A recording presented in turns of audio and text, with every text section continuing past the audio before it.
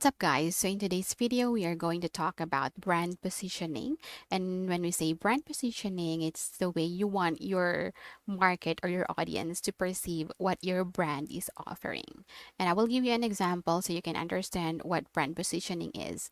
For example, you're getting a lot of traffic in your website, but you're not getting any conversions or whatever it is that you're using. For example, you're using Facebook as a platform, Shopee, Lazada, any e-commerce platform that you're using, despite getting a lot of audience or traffic, they're not buying from you. Or if you have a website, they're not even reaching the product page, or they're not even signing up from your on your newsletters. So there could be something wrong on your website. It means that you're not convincing them to buy from you.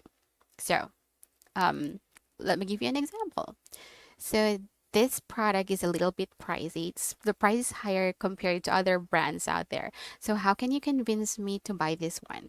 How can you differentiate your brand from other brands? So you can just tell me to buy this one because your claim is that it can make your skin glow, or you can have a glass skin, which is very common. And the brand that I'm using it right now is claiming that they can make my skin glow too.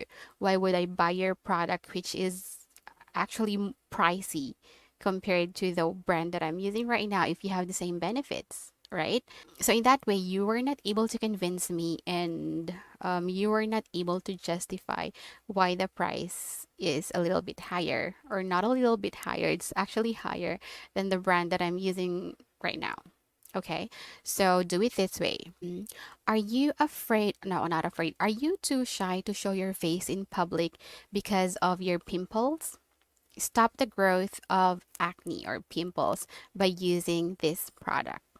So, can you see the difference? You gave emphasis to what I'm struggling with, and if I am your audience and my skin is acne prone, I will actually would want to take the risk and buy this one if you're claiming that you can stop my pimples, because I don't want to be in this situation anymore. I don't want to have like pimples and be shy to go out to talk to people in public.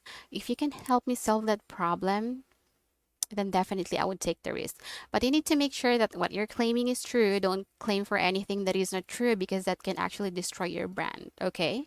So, did you see the difference? Target them emotionally.